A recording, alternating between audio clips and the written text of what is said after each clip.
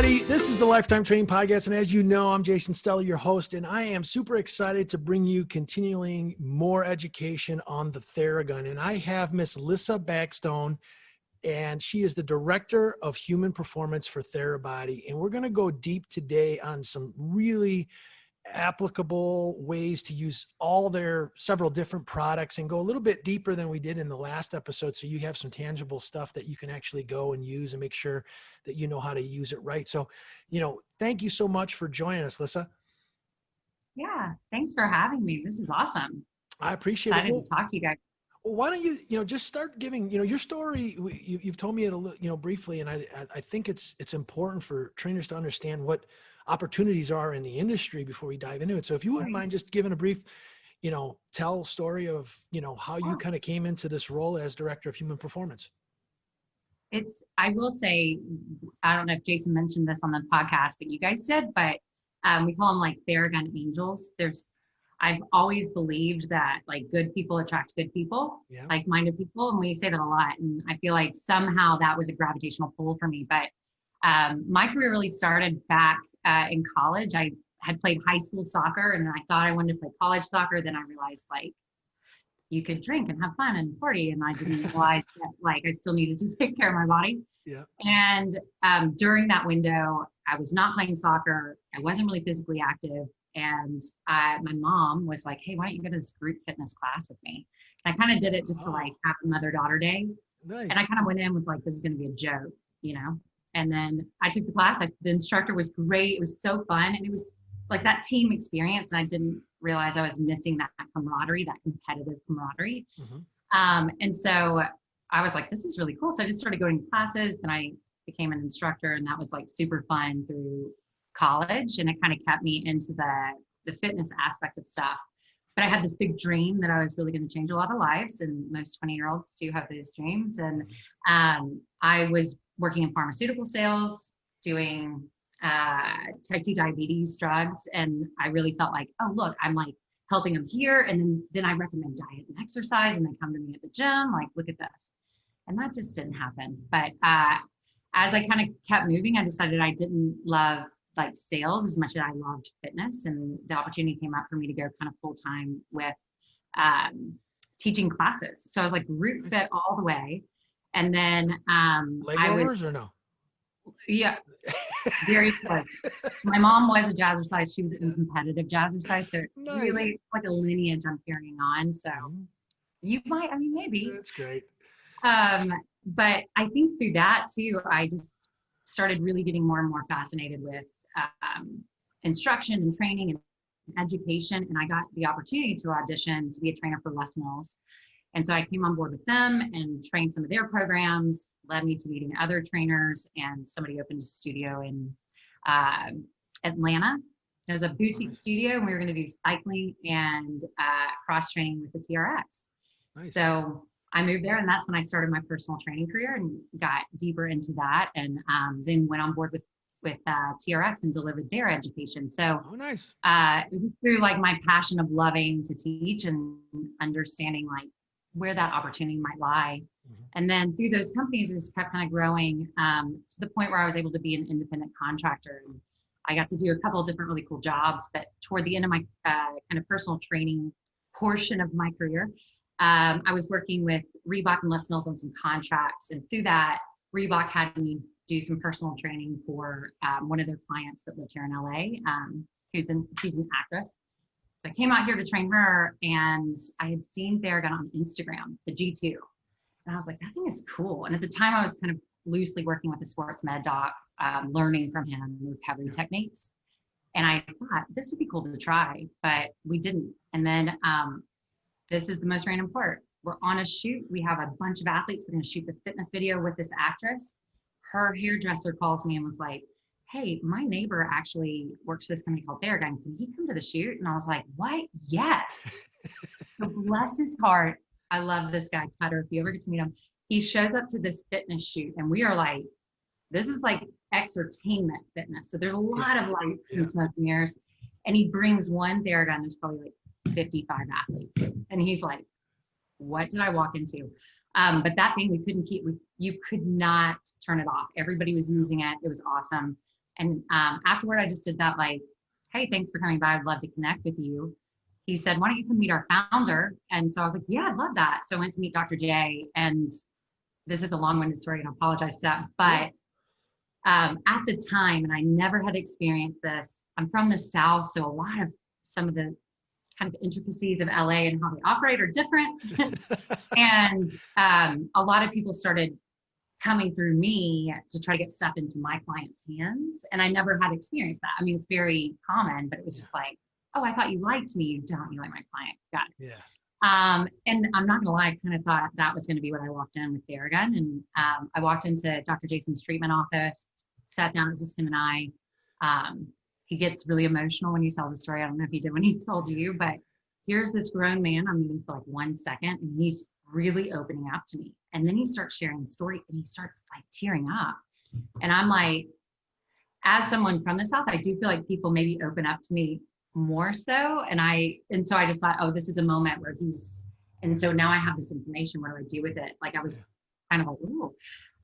But the more and more we probably talked for 3 hours. I realized his story paralleled so much of not just my story, but what I believed and wanted to be part of in the industry. And they came back with these 2 Theraguns for me when I was leaving, and I opened them up and they were engraved and they both had my name on it. Oh, that's awesome. I was like, thank you so much. Did you want one of these for my client? And he was like, who's your client? And I told him, and he was like, I don't think so. Who is that? Like, so in that moment, I realized he had no idea. Like I was just a person sitting in front of him, and he was just sharing, like he just knew that this product helps everybody. So he just shared it. And I just loved that moment of how raw it was. And about a couple of weeks later, I just gave him some feedback. I'd been using it on what my like preferences were. And then they invited me in and offered me a job. I thought I was going to do contract. Yeah. Well, and I love the story. It's not long. I mean, because I think so many people, and that's another reason for the podcast is what is the journey to become a trainer, and what opportunities are there if you get educated, if you stay connected, if you do the right things that you did. And I think that's an important piece that's super valuable, obviously not to how to use the Theragun, but how to make this journey work in your career where you can have a full-time job living in LA and doing what you want to do in health and fitness and in the industry. So I really appreciate that. And I think it's pretty inspirational on, the importance of one, connecting with people, as well as,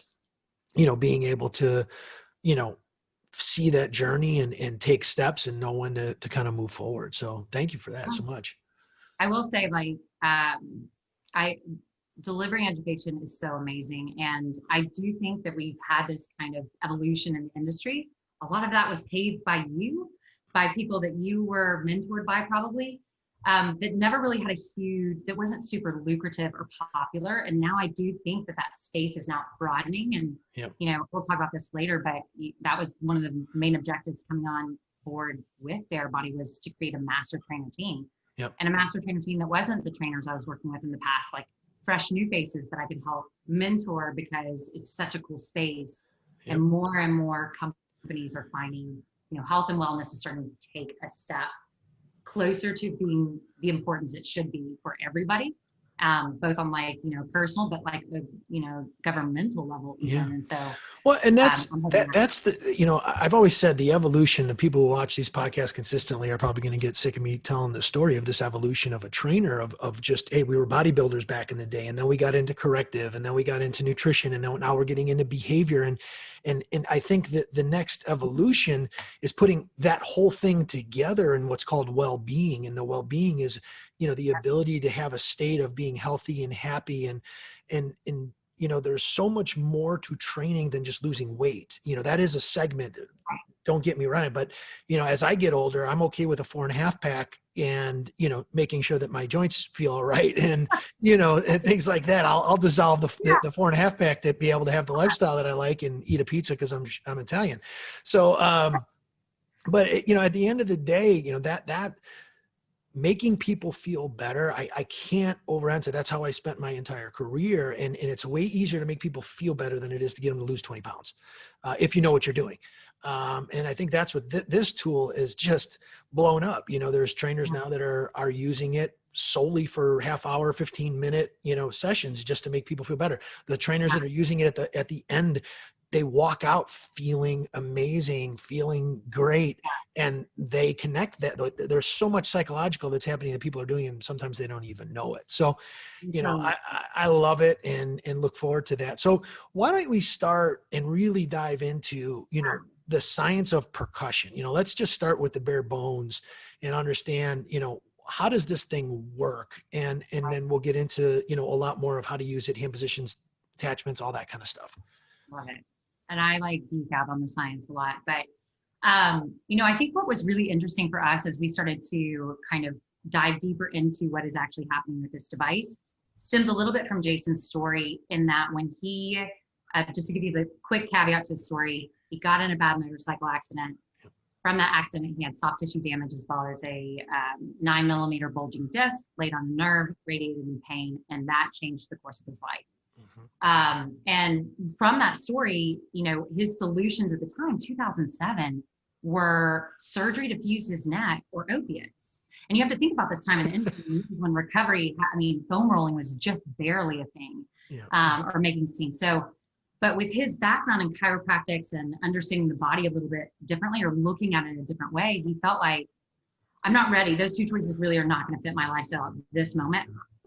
Surely there's something in between. And what a step it must have been to walk out of the hospital and not have a solution and think I hope I find one. I can't imagine that moment. But that's when he went on this research. And the first thing that he came in contact with that he thought might work is vibration. And the reason why I bring that up is because in that time frame when he used vibration, and there's so many vibration products out in the market, it had this therapeutic effect. It made him feel good when it was on his body, but it was when he took it away that the effects kind of went away, and he needed something different. And so when he decided to add pressure, that's when we kind of created something new. And it's not that there's, we're looking at research of vibration, we're looking at research of pressure therapy. It's just that Jason put the two together so that your body experiences them at the same time. And that had never been done in this handheld device. Well, again, vibration, there's power plates and I'm assuming you're talking about that kind of stuff, but what kind of sparked in my mind there is bringing those two together is potentially something that makes Theragun unique, because maybe some of the other percussion instruments might not actually do both of those things. They might just do percussion. And I'm not sure. I don't know much about the other ones, but if you have any information on that, I think that's important. Yeah. So I think when I'm thinking of this, vibration versus vibration and pressure together, we do get that question, what makes it a little bit different? And what I love, just to give you the background, is why we found this is when we wrote our educational courses. So we have some courses that we wrote, we applied for governing bodies to approve them, so that when trainers went through, it wasn't great, I have Theragun. It's I also have CEC, CEUs. Yeah. Well, we did this globally, and in the US, everything got granted permission, it was great. But globally, they said that the education sounded a bit more like a sales pitch, because we just wrote it as Theragun. We thought of them as one unit. Percussive therapy is Theragun, right? Yeah. And we were let's be a little bit more responsible. Let's actually let's research pressure and vibration together with these key elements, see what that effect is, write definitions for handheld percussive therapy void of Theragun, so that at least we're educating the public. And then from there, if you have this information, you can make the best choices. Got it. And so from that information, we kind of know that Theragun is the only product that actually can garnish these results based on the research that we have. And so that's kind of how we kind of made that translation. And then for people to understand that vibration has this, your body can accommodate to it, right? So when you put vibration onto the skin, it feels really good. There are therapeutic effects. There's a delayed blood flow response, but when there's no, it doesn't go deep enough to really get into some of the mechanoreceptors that might stimulate the signaling for a global response, or give us more precise understanding of timeframes, use cases, and create a protocol structure. So to really dive into what we kind of all put together was looking at the history of those two things, understanding. I mean, Jason really became a mad scientist because he was like, vibration isn't working. I can barely touch this part of my body, but I think I want to punch it. Got it. So that the tissue can actually get deep tissue massage while oscillated. And then, what can that actually do? Got it. And so one of the things that is different between, or I should say Theragun, is that it's percussion and vibration that's being implemented at the same time. What else can you speak to regarding just what you found as the science and of why it actually works, and what are the things that you're seeing? Obviously we'll dive into a few more regarding pain and some of those other areas, but talk a little bit about the science behind that. Yeah. So just to give that definition, what we know is we need a certain amplitude, frequency, and torque. And those combinations are what are producing this pressure vibration. Mm-hmm. And so those are the three things that we're kind of looking to and understanding. And one of the ways that we're different deals with the torque of our device and it being able to maintain both speed and amplitude under varying degrees of pressure. And if we can do that, then we can predict outcomes. But if those two things start to dilute, then we can't really study what's happening to the body because it's going to be inconsistent. So just understanding that allowed us to then separately study these components, because innovation beats science and research. Research takes a very long time. But we were able to really understand two really important key factors that create the benefit structure. And the first one is a new phrase to me, I'll be really honest. It was called fixotropy. And I don't know if that is a familiar phrase for you. Say that one more time. Fixotropy. Fix? Yep. Okay. No, H-I-X-O-tropy. Got it. No, I haven't heard that. And a lot of understanding, I think there's a lot of engineers that might use this in building substances, but we now have a sports science division headed up by Tim Roberts, who came from Gatorade and sports science and research. And so when he looked into it, he was saying, listen, we're actually creating fascial fluid changes. Fixotropy is when you apply shear or force to a thicker fluid and it changes its viscosity, you become more fluid or slick. And when you think of that in terms of fascia and fascial fluid and being able to create a change in viscosity to get different movement patterns or manipulations, that's massive. And so we found that that's happening with Theragun. That's awesome. I mean, and at the end of the day, within that fascia is where a lot of that, where, continued force either going through that or around that starts to create the trigger points or start to create just that the fascia being kind of not as fluid. And then that causes muscles to not work properly and the nervous system and the whole thing goes. A little traffic jam almost. Yeah. Yeah. That's awesome. So that fixotropic and then mechanotransduction, which I feel like you're probably really familiar with in terms of a mechanical force creating a biochemical change in the body. Mm-hmm. And from that, we're seeing, we kind of talked to that with Davis law. And again, I don't know how familiar everybody is with these two concepts. I will be really honest, I've learned so much. It's been such a cool opportunity to really dive deep into these. But with mechanotransduction, what we're really seeing is this production of heat that's deep into the body. When heat's produced in the body, it wants to get out. And so not only are we changing the viscosity of fluid, but we're creating heat in the tissue. And you think about what that means. And then what we know about Davis law, which is that, tissue will remodel against applied force or stresses. And sometimes it's good stress, sometimes it's bad stress. Remodel and model, meaning, there's so much, that's why, bunions and different things like that occur is because there's so much force happening in that area that tissue actually grows. So, just to make sure that some of the trainers that might not know what that is or people out there. And so you're saying that, how does it impact that? So what we're starting to see is that there also can be positive effects to treating your tissue where it's remodeling in a positive way or creating a window of opportunity. And that's a big phrase for us, is to be able to create these windows of opportunities with the stuff that we're already doing, like corrective exercises, load planning, recovery techniques, whatever it may be. If your window of opportunity is greater in that space, then you're having a greater result really at the end of the day. So, it's such a great opportunity to create that window of change. But with tissue remodeling, now you have the tissue in a space that if you apply corrective exercise on top of that, that's that positive change that we're trying to look for. And so it's just a step further in that positive direction. And so those are really kind of the bigger background theories that we kind of talk to when it comes to the science, but then it translates into physical and then neurological responses that we start to see and feel. Got it. Well, I think you've hit on some things there, and if there's anything more, great. If not, we can move on. But, the question I was going to ask is really how does Theragun differ from the other products that are out there? And I think we've talked about a good deal of those. Is there anything else that you can add, or those are the... So I think the biggest thing I like to talk to is amplitude and torque. Mm-hmm. So frequency, we have varying frequencies. And if you understand frequency, you'll understand like when a frequency might be overstimulating to the system. Yeah. So we book in those, but our amplitude, which is at 2/3 of an inch or 16 millimeters.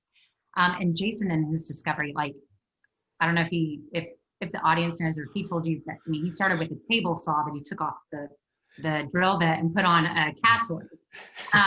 But what I love about that part of the story is that he started calling these places and asking if they'll calibrate it differently so that he could find the right depth that was speaking to his system in a way, but not creating soft tissue damage. And I think there's a really small window, I think, there for him.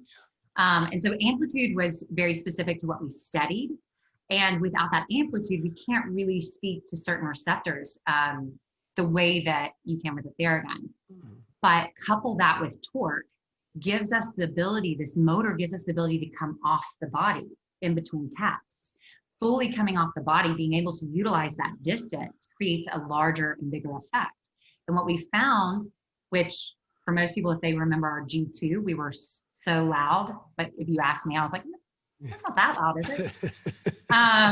And the reason it was loud is because when we went to test out, that was Jason's, like, he drew that from start to finish. That was him.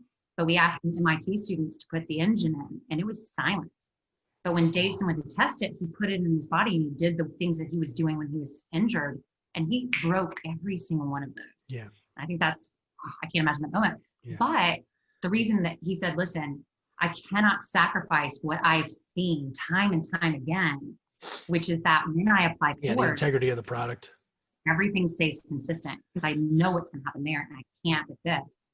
And so that's really one of the biggest differences. And that is probably one of our setbacks, but I think will make us so much stronger as we did not sacrifice science for something that was kind of ancillary to benefit structure. Well, and I think it's a big thing, and I did it in the other one, but some people might not watch both. So I can show you what was normally known as the quiet one. That's the quiet one, and this is the brand new G4, and there's both of them right next to each other. You're blowing my mind. I haven't actually done this. Yep. So there you go. And like I said before, they're more durable. This one broke, and I've got my own elastic tape on it. So we have to do that. It's funny you hold those up. I think that one last thing I want to say, and this one geeked me out, is that so Jason's a chiropractor, right? And when I never really understood the huge value to that until we've gotten this far, and we see all these kind of more competitive products coming into the market. And that's awesome. Honestly, it's awesome. But I start to think, I almost compare it, this is going to be awful. I compare it to like a fitness influencer versus a trainer doing fitness programming. Where like, yes, you're going to sweat, you're going to get a result. But at some point, that may not do you the service that you need. It may not graduate you or keep you on that progression. And so I kind of think of that as like other people creating products versus a chiropractor. He put in things that he knew would safeguard our users, like ergonomics. We'll talk about that later. But this has like fabric changes, right? There's seams. And he did that so that his hand wouldn't accommodate, or that it would block some of that residual vibration so that he could actually continue to use this. Yeah. And furthermore than that, there's a feedback point right here. And he's like, as a chiropractor, I don't want to take away the ability for my hands to feel what's happening. So that feedback point allows him to treat the tissue. And if his hand's there and the tissue's inconsistency, it'll give him some feedback, and he'll have to stop, maybe put the Theragun down and treat that area. So there were so many things that we put in there.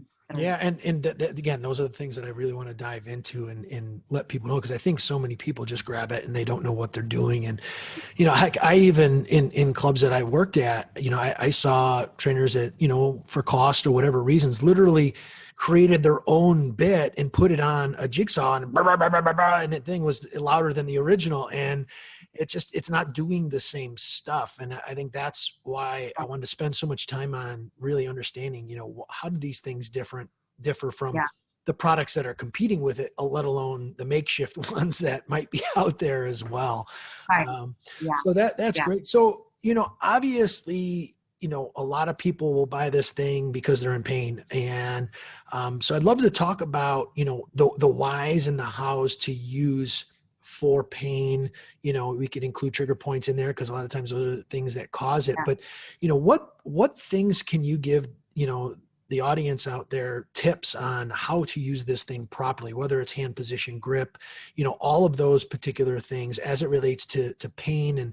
And I know that, warming up has also been something. And, I'll ask some questions as we get into that. Let's just start with pain and trigger points. Yeah, no, these are great questions.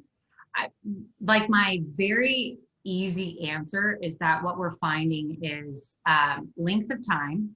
So your duration in the area, how quickly you're moving the device, and a bit of like the pressure you're applying or force will generate two very distinct different results. So what we've seen is we can actually speak to your kind of excite your system, or we can down regulate your system. And I think those are the two things we have to understand first and foremost, because they affect our energy, right? Yeah. Because the rest of the effects will also happen, but it's like, what at the end of your treatment, what do you need? What energy system do you need to be in? Kind of. Yeah. What are you bringing to people? And so, when it comes to pain, and everybody's pain is, oh, sorry, go ahead. No, go ahead.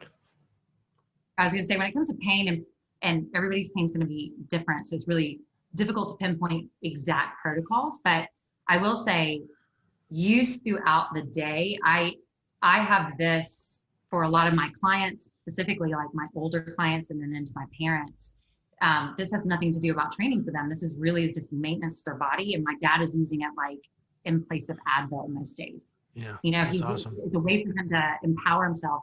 And so 30 seconds moving it fast and applying a little bit of pressure is really mirroring excitement in the system or stimulation, but still bringing the properties of blood flow, tension relief, and just other properties we'll talk about. So when it comes to maybe your pain is coming from more of a stress or a high energy, then you want to relax. So then the protocol for that is 2 minutes on a muscle or area, and you're moving the device slowly and methodically. Yeah. And that really we're seeing is actually down regulating your system, helping you flip that recovery switch. Yeah. And what I was going to say, and that I think is super important too, is obviously, some people might use this as a warm up, and we'll talk about some techniques and how to do it there. But if you're going slower and you're spending more length of time and you're down regulating, and then you're going in to ask that person to actually go and work, that might not be a good thing at all. It's kind of like, a static stretch where you're, a lot of more research, you're not seeing as much static stretching happening before actually activity. So I think it's important to go back over those, just one more time and say that, hey, listen, if you're trying to excite and just get blood flow, you said a light pressure, quicker movement, and about a minute, 30 seconds. Yeah, 30 seconds or less. Where on the flip side, if you're using it post pain, you want to impact the tissue. You're going into the belly of the tissue, maybe a little bit slower, and putting a little bit more pressure. That will help shut that stuff down, which is what you're looking to try to do. Yeah. And we just finished a study where I think we had like 75 people in the study. They were wearing wearable technology so we could monitor their sleep. Mm-hmm. And they did the sleep protocol from our app. And we found out of that study, it was 87% of people had better night's sleep, fell asleep quicker, and their sleep profile improved. That's awesome. Well, and the whole app integration, I'll kind of tease it right now. And if you didn't know, the new G4 Pro has actually an integration through Bluetooth that connects to the Therabody app so that people know how to use it correctly and in the right timing. And then there's different protocols that go along with it. So I don't know if I just explain exactly what it was, but it, that's what I thought that was super cool about, how to use this, trainers just beginning, or people that you may, give it to your clients and they're using it on their own. And so it'll help them use it a little bit safer. So that's awesome. And I will say, one thing I can recommend when it comes to pain, again, as a trainer, I'm really cautious about diagnosing anything. My clients come to me with different things. But you can use this like away from a painful spot. Almost, this is a simple term. This is not the scientific term, like diversion, like, hey, body, pay attention over here so that I can actually do something over here, right? Yeah. And so we've seen a lot of that being able to modulate pain, but then also being able to detone a muscle. We're finding that when it comes to that down regulation, that 2-minute longer, slower treatment protocol, your muscle is detoning. And when the tone changes, which sometimes is hard for us to do, something that doesn't automatically happen for a lot of people, you then have a bigger opportunity to manage that pain in a way that maybe you didn't before. Just to naturally manage that, your pain. That's exactly. That's huge, especially now. And, I think it's important to say too, is, through any of this, we can't treat pain.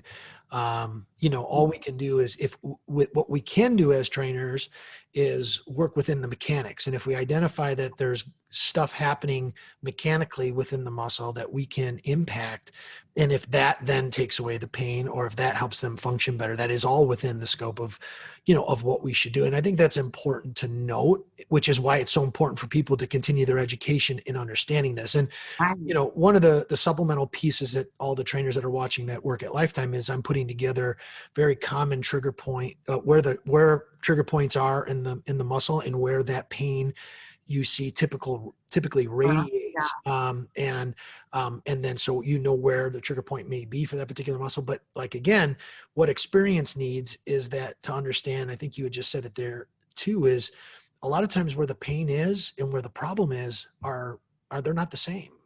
So, I think it's important for us to know what our scope is when it comes to pain. So we don't have to dive into that a lot more, other than, trigger points and activation and what was the term you used? Down regulation. Down regulate. And then for that to impact sleep. Wow. That's just awesome. And can you dive into that just for a second here of what is the process and what's happening there? Yeah. Well, what we're really seeing is at that 2-minute marker. First of all, the frequency is playing a role in how our brain is registering, like gate control theory, registering the messages and then delivering that signal. But I think the amplitude is what really, again, is what's drawn back, and understanding where mechanoreceptors lie in the body, and then what their responsible role is. We can then create these protocols to see if it happens. And what we're finding is that different mechanoreceptors that respond to sustained stretch, long duration of sustained stretch, and that actually are in charge of our sympathetic nervous system, or relating information from there. We understand where they are, how they're activated, or how they're responding versus in the body. Then we can use the Theragun to then elicit that response. And that's what we did. And so the protocol really is spending 2 minutes. And we have, I think, 6 different muscles, and it's all in the app that we've recommended. And just for anyone listening, the app is compatible with all devices. You can still look and do everything. It's just we'll talk more about how it differs with the fourth. So at the end of the day, what you're saying is this, not this, before you go to bed, or just watch the app. I'm going to tell everybody listening right now, game changer is just don't even treat any other part of your body. Treat your traps. How many times do you go to bed? I feel like I slept like this, right?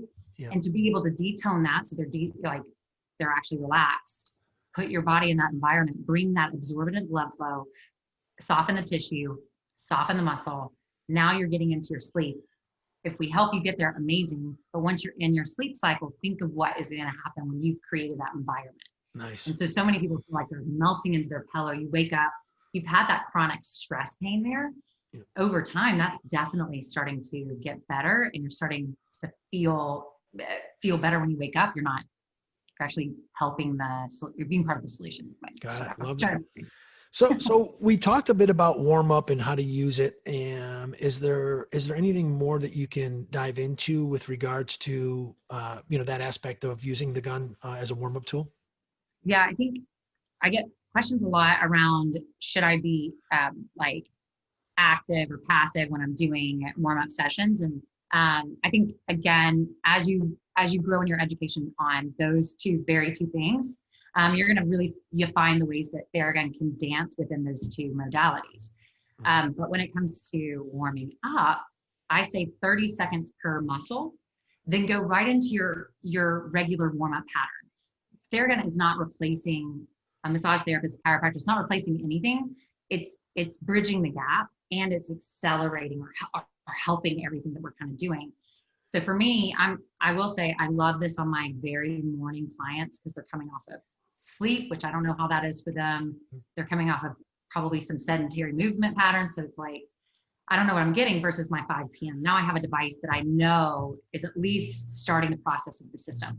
But I recommend it specifically when it comes to range of motion. If you're trying to really improve that movement pattern, is go origin, insertion, muscle, belly.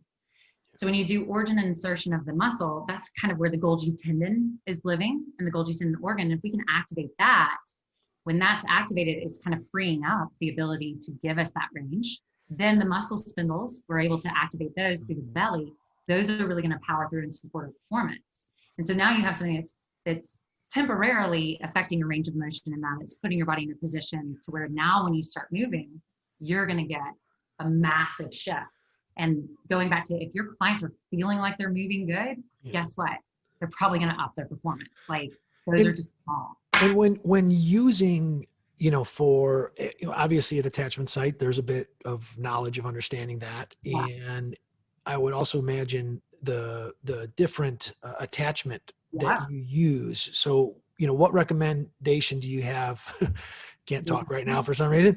But what recommendation do you have regarding the attachment to use going after the origin and insertion? So I typically advise the standard attachment, our standard ball. It has a little bit more like density or firmness to it versus the dampener. And the dampener comes on all the products. I call it like the gateway attachment. And this one is a little bit more soft. I don't know if you can see how my thumbs can go up a little bit. There you go. So with that, the surface area has changed just slightly. This one's a little bit smaller, so the dose of percussive therapy gets smaller. But with it being a little bit more firm, it's going to pack a little more punch. And so when I'm thinking stimulation, just simple stimulation in general, I want it to pack a little punch.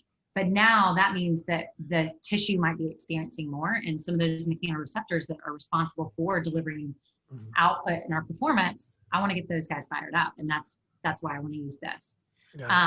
So that's where I usually recommend the standard attachment for your warm up and then during your workout, which is another kind of space. Yeah. Well, let's dive into that, because I think that's something that, Dr. J talked briefly about it, but I think it was very interesting to me in that he's been using it intra-set, if you want to call it that, between sets, and seeing some great responses. So would you mind giving some recommendations on how to use that and then the wears and the attachments as well? So 15 seconds is the time frame when you're using it intra-set. So short.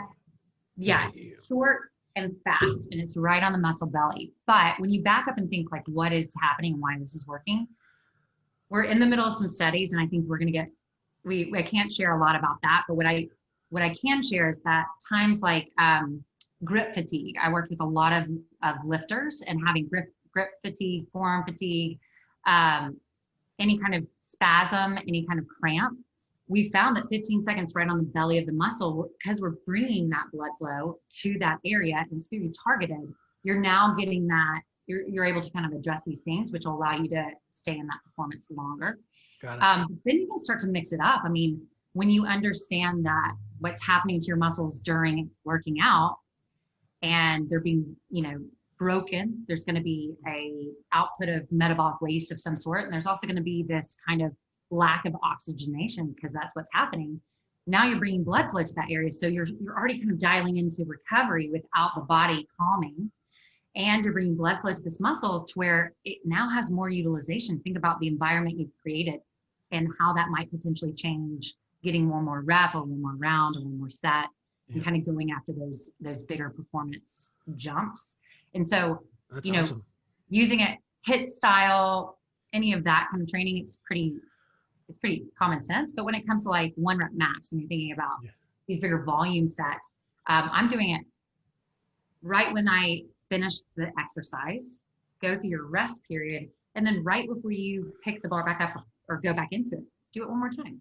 Just hit the muscle up. It's really quick, really fast, and you'll feel this kind of surge. And it really, we're hoping we'll get to kind of talk more to what that is doing specifically to performance in terms of supporting, improving, and then overall protecting the body as we move into recovery.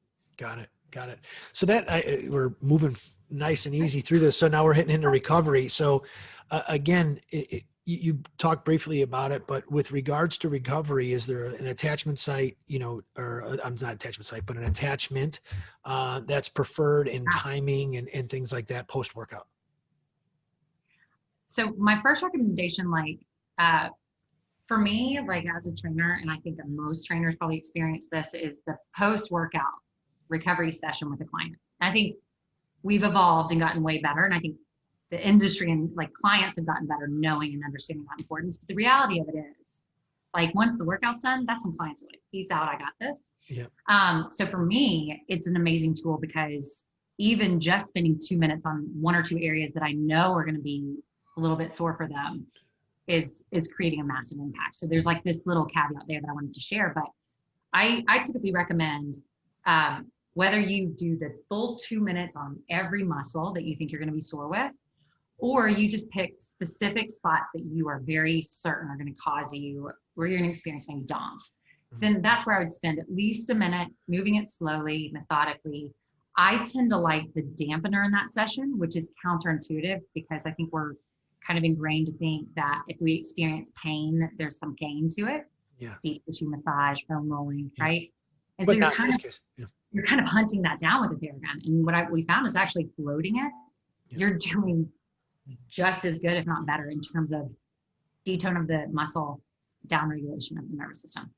So, but what I can tell people is you can do this throughout your day several times. And I think that's where it excites me, because you may not have a full session of recovery. So then you're able to say, hey, in another 2 hours, just treat that area again. Or you're going to feel it, go ahead and treat it again. So you can do that multiple times. Yeah. And I think most people understand that, but you talked about sleep before. Obviously that's when most of the recovery is going to happen. So if you can do something to get your sleep patterns better and a deeper sleep, that's going to help as well. So obviously, the benefit of having it at home. Is there anything else? I think we covered a decent amount of, the different reasons to use it, but is there anything else that we have not talked about that, you've seen it being used? And then I want to really start to get into actually how to hold it in different ways to use your body, or different techniques that you can teach the trainers to save themselves actually, and to, both from injuring themselves, but also overuse using it. Yeah. We have so many good information in there, and everything I think I want to share probably is that information.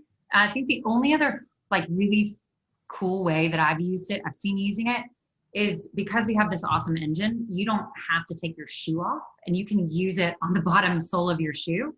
Oh, wow. And the reason I say this, like a lot of runners, just to be able to quickly, right before they go for a run, sweep their tennis shoe. They don't have to take it off or anything like that. They can get the internal arch. They can go through the ball of the foot. But we have over 200 nerve endings in each of our feet. So you're automatically going to get some sort of stimulation. You're also going to get proprioception of the foot, which we all are starting to understand the importance of feet and its trajectory and power, right? Yeah. And so those two things are happening. And I love that it's powerful enough. You can do it for your shoe. You can obviously do it on your foot. Yeah. But I think that's one thing I want trainers to know, because well, especially with, it's better now, obviously, with, I think the barefoot thing is, I don't see it as prevalent. It's some people, I had a guy walk into a training interview with a suit in the Virums. I'm like, come on, that's a little too much. Come on. But at the end of the day, I think what I'm getting at is the dampening effect that's happened to the feet over the years of, the different shoe companies putting so much dampening in there that it kind of shuts the foot down. So that's awesome. Well, there's also some other attachments. So before we move on, would you mind talking about all the different attachments that you have? I know there's the pointier one, there's the real soft one, and I think there's a couple others. So just talk about, where that would be used best and in what situation. Yeah. So I'm going to start with the dampener that comes on all of our devices. And as I go through these, I'm going through an order of intensity, meaning what attachment you choose will deliver a different intensity of percussive therapy. So are you going from high to low? Are you going from high to low or from low to high? I'm going from least intense to most intense. To most, okay. Yeah. So low to high. Yeah. What's wrong with my brain today? I feel like, it's late. But I like this one, right? This one again, like if it's your first time using the product, this is a great one to experiment because it does absorb some of the impact. You can use it on or around bony areas. And it's just all over, it has that feel good effect. So I always start with this one. It's my recommendation for first use, but I encourage people to play around with attachments. So really quick, I always get, how do you take the attachment off? Just so you know, I do 2 fingers around the base and just pull. I don't know why that's always a question, but I think they're tight. So dampener, and then I move to the standard ball. Again, a little bit smaller, a little bit more dense. It's gonna pack a little bit more punch. This is my warm-up one. This is also when I have some pretty high stress. I like to use this one throughout my day. But that's kind of it for me in terms of these the round ones. And I say, like, guys, just experiment. Use them all over your body. We're going to give you recommendations, but there is a personal preference to this, and the percussive therapy effect is going to be there. So the attachment is customization. Then we go to the wedge. This is the one that I think most people love. And a couple of things about the wedge that I do like. Right? Go under the shoulder blade. That's what it was created for. So wedge into that shoulder blade. That's great. Areas of the body you can't reach with a lot of different other things. But as you see, I put it on, it has a long edge, and then I can actually go to the flat edge. So when I'm using it, we can start doing techniques like, I'm using lymphatic drainage on myself, sweeping toward the center of the body. But then think of IT banding, being able to wedge between the muscle and the tendon of the band itself. Yeah. I mean, that's huge. So that's where the wedge is used. But again, all over, it's just to help navigate. Thumb is literally Jason's thumb. He just was like, yeah, how many times have I put a thumb in someone? I need a thumb. So anytime you need an elbow or a thumb, trigger point, this is great. It's smaller, so the dose is more potent, and the delivery is more blunt to the body, but it still has a little give, so that's good. And then finally, the cone, which I think the amount of feedback on the cone is awesome. I love it. Yeah. But a lot of people are intimidated. And in fact, if they're intimidated, I actually try it on first. I know it sounds a little bit crazy, but if I hold the device and I can hold it where I'm letting it go, and they control the feeling, so they come up underneath it. When you don't apply any pressure, this cone is it's heaven. But it helps you trigger point. It's great for as well. For sure. Jason really kind of created it for the AC joints, but where I've really, it's going to be the most targeted. So sometimes there are areas where you need a smaller something, you got to get into something. And so the cone's going to be your friend there. And it's written in our protocol as for plantar fasciitis. Okay. Ow. We put the cone right on that spot, but that's the research is all people have been loving that. So so dealer's choice. The more shapely ones help you navigate the body. The more round ones are great for just general especially when you're doing quick sweeps and stuff. Yeah. And then finally, the newest one, the super soft. Comes with a little thing, but you can buy different discs. And this is obviously open cell foam. Super, super absorbent, still delivers percussive therapy. It's going to take out some of that impact. And this is great for highly sensitive areas. Like if you have, let's say, carpal tunnel, tennis elbow, those inflammatory ailments that really start to flare up. This is a great one to be able to treat those areas. So it's our newest one.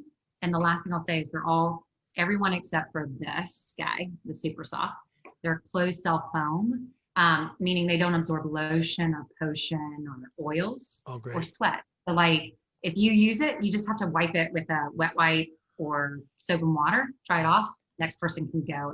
And you have antimicrobial properties to it. Got it. Well, that's awesome. Now. That's hugely important. Well, while we're going there too, you had shown a couple different, but if you wouldn't mind going through, you know, some hand positions and then, you know, just, you know, different ways that you can use it. I know, you know, one was, I never even thought about is putting it on the shoulder if you're using it by yourself, but let's start with, you know, trainer using it on somebody, you know, what do the different grips and, you know, what are the recommendations or that are taught there? Yeah. So we do have like 4 distinct grips. We have a standard grip, which is up on the top, base grip. And then we have a reverse grip where all 4 fingers come through the triangle, or the inverse, that's where your thumb comes through the triangle. And the reason why we put those grips, why it has the shape, is just so that if you're getting into a position, Jason didn't want all the additional force. Like if you're using something that's like a tomahawk, then you're looking at wrist, elbow, and shoulder torque flexion, right? So that's over time could cause For sure. hurt people and heal them at the same time. That doesn't make sense. So just getting your wrist in an ergonomic position. And so that can be dealer's choice with those grips. My recommendation when I'm working with other people, I actually tend to hold it in the standard grip or this reverse grip because I have more control, like I'm closer to that base and it just feels more comfortable. And I can let go if I need to, which like our massage therapists love that. But then when it comes to treating yourself, a couple of things that will help you navigate is whenever I'm treating myself, and I see this a lot, I never utilize this. I feel like this is more for treating others. For treating myself, I'm always in kind of a more reverse grip. When I'm upper body, upper chest, I treat cross body so that I can either move or relax the muscle that I'm actually treating rather than same side. Yeah. And when I'm doing my lower body, it's kind of just whatever feels comfortable. So recommendation is get your hand in a good position where you're not feeling like you're having to push or you're having a weird awkward position. Yeah. But that's also a huge benefit of this compared to some of the other ones, like you were saying with tomahawk. And then the other thing too, is just the adjustment of the head where that can also adjust. So, you know, just going through and maybe showing some best practices around why would you put it straight up, you know, versus, you know, all the way down and everything in between. So there are like 4 adjustments here. So you can angle it. I will say a lot of times the adjustments work better when you're working on somebody else. They just give you more space. So you can be, you know, outside somebody and you're not like close to a body part that maybe will be uncomfortable for the 2 of you. So that really has created more space. Also, it improves the reach for some people. If you lack flexibility and you're trying to get to your back, sometimes just having the ability to get a bit more space, a bit more length to it helps. But Jason, love him. When he was creating this product, it was his injury in mind that, you know, really started this whole thing. And where his injury was, he had to treat up underneath. Oh my gosh. Serratus. Yeah. Yes, serratus. And he had to actually like get into the end of that nerve ending. And so this, you'll see, has this like slanted edge to it. It doesn't lay like perfectly. So he puts that in the crease of his hip and then he can like lean into it. And it actually creates this like kind of comfort. So he also does that when he's treating other people. He can put this in his hip and he has leverage to create. And then I call it like lazy man's treatment. If I'm standing, I always flip this up so that I don't have to like bend over when I'm treating my calf or something like that. So I will say that adjustment has been more for the treatment side, like the chiropractors, physical therapists, massage therapists. Personally, I haven't utilized it as much as I thought I would, but I do enjoy having the option if I need it, because when I do need it, I'm very glad I have it. That's great. So that's why you can kind of adjust the head. And then I will say low back is my favorite to show people. This is my hack to get to the low back. If you turn the device upside down, so it's upside down and the attachment faces you. So if I want to treat my right side, I'll just grab with my right hand. And if I come in this way, I can now just slide around and I'm easily into the position to treat my low back where, you know, my shoulder, wrist, elbow aren't as, you know, out of alignment or non-ergonomic. So that's awesome. That was huge because I think, you know, a lot of times it's hard, you know, kind of get back there. And that's where people probably want it the most sometimes. Yeah, I can do this. And I'm like, oh gosh, just hold it there. You know, just so play around with it. I think people realize there's more grips, but they kind of get anchored to this one. I just feel like, hey, try the rest of them because you're going to find it feels a little easier in your hand. Got it. Well, that's awesome. And, you know, the last thing too that I love to talk about is there are the different frequencies that are involved in it. And I believe it's 1750 up to 2400, I think it is, and so, you know, what are the recommendations for the varying different frequencies? That's a great question. Back to Jason's original story, we only had a one speed product for many years, because his research was specific to gait control theory and pain, and the research on frequency was 2400. And so that's where he really stopped.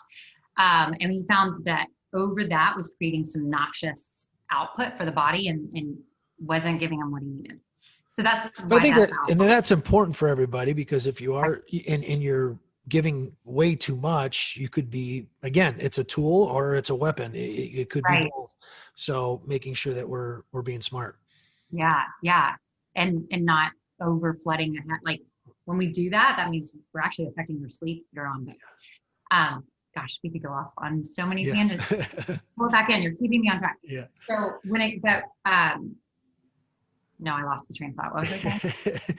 No, we were just talking about the frequency and why you should use different frequencies.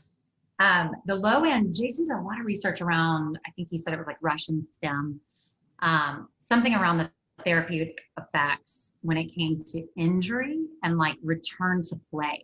And so what we found is that lower frequency allowed a different reaction from the body, specifically when we put Theragun on a muscle or a joint or an insertion point in the move. Having that lower frequency with addition of movement is a great combination.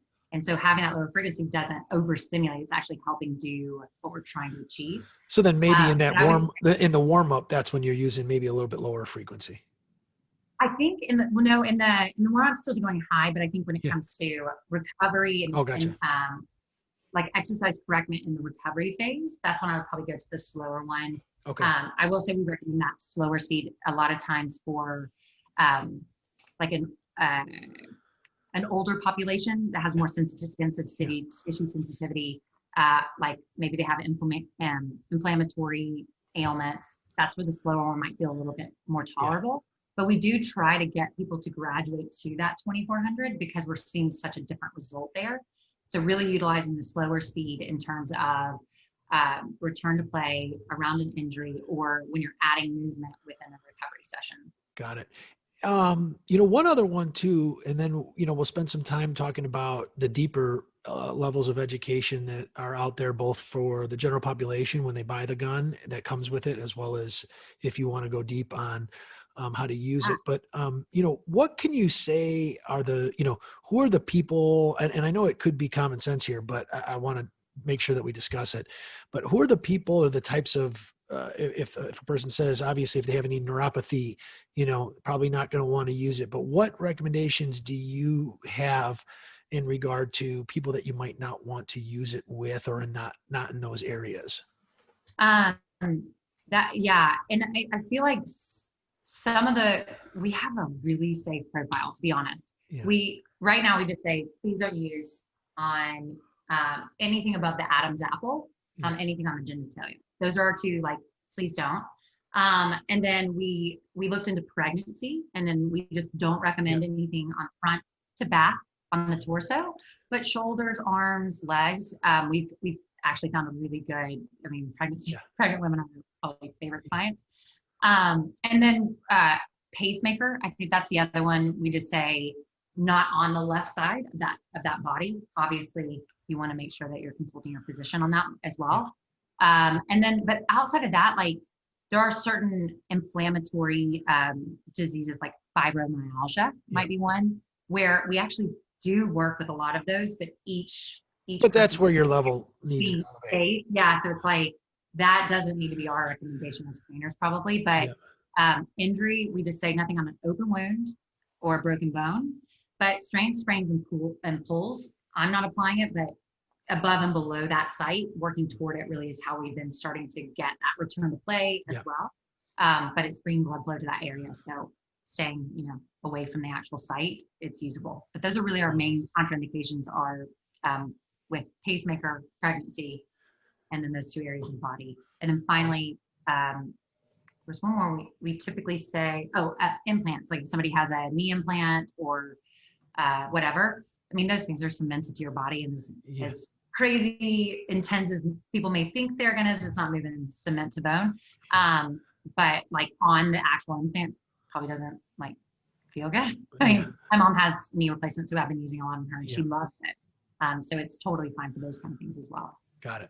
Awesome. Well, thank you so much. This is awesome. And, I think it's important, obviously we talked a bit about the integration with the app where somebody who may not have anything, once you get it integrated, it'll show you exactly where to go and it actually turns on the right frequency and the time. But what other education is out there for people, through Therabody? I know you've got some different tiers. I'd love for you to talk about that. Yeah. So in May, we launched Therabody University officially, which is really cool. And we're going to have around 17 courses. Right now we have 5. We just shot one today, actually. The first one's called our Foundations course. It's just kind of the 101 basics. That's good for anybody, honestly, like fitness enthusiastic people, like whatever you want. You are going to get the baseline science and like simple how-tos. And that's great, honestly, for anybody. Then we have our performance specialist course, and that is specific to the athletic trainer, personal trainer kind of demographic. And that really goes more extensively into the science. It's a lot of what we've been talking about, but our practical application has 4 distinct parts: movement correction, warm-up profiles, integration, and then recovery sessions. So you're getting a lot there. We moved from that to licensed massage therapy, and then we finally have the practitioners course, good for physios, physical therapists, chiropractors, practitioners. Got it. So those are our 4 main courses. We have a few additions to that, but we have both digital and live. Unfortunately, right now our live is virtual, but it's a little bit longer. You get more, we get CECs and CEUs. So we went to all governing bodies, and this is global. So that's really cool because as a trainer myself, I mean, we're trying to keep our certifications valid and being able to learn new information that could really help me monetize my business and get CECs and CEU credits. Yep. Cool. So that's what we have available right now. All online. Well, that's awesome. And, again, as being a lifetime employee or a trainer, you get those discounts that will apply to that'll be, sent off later in the link. So we really appreciate that. And really our partnership that we have with you guys, and just, at the end of the day, healthy way of life is what we're about. And, we've got this live, train, eat concept, and the live concept is really what we're trying to build up a lot more as well, because the live is how we feel and mentally, emotionally, and with everything that's going on right now, God knows we all need it. So I can't thank you enough for your time today. I know that there's other products that we'll get into, and maybe we'll get into that in a different segment. I appreciate that. The one thing I think we should show real quickly is the mini, though, if you have that, because this is a huge, I love it. Like I said, I was using it at my son's soccer game in my car, and it was just fantastic. But it's like portable, this thing is awesome. Not only that, like it has 3 speeds, and the battery life, I mean, it's good, right? Like mine hasn't run out yet, and I've had it for a while. But this one you pack and go. And I can't tell you, the funny thing is how many, like my sister who has a mama 3 is like, this thing has been my lifesaver. Like it's my get out of the craziness of life right now. Yeah. Well, and especially in sports, golf and different things like that you can, bring that thing right in, keep it in your bag, and maybe something happens, I'm in Arizona, there's a lot of older people, and something happens and you can just try to finish it up and use it. So, we'll dive into some more, into that. So again, anything else that, maybe we haven't covered? I know we covered a lot, and it's been awesome. It's been a real pleasure. I think like my biggest takeaway from working with Theragun was just that we really, truly, honestly understand that it's a lot of what live, train, eat means. It's if we can create just the smallest impact on somebody, what's that ripple effect?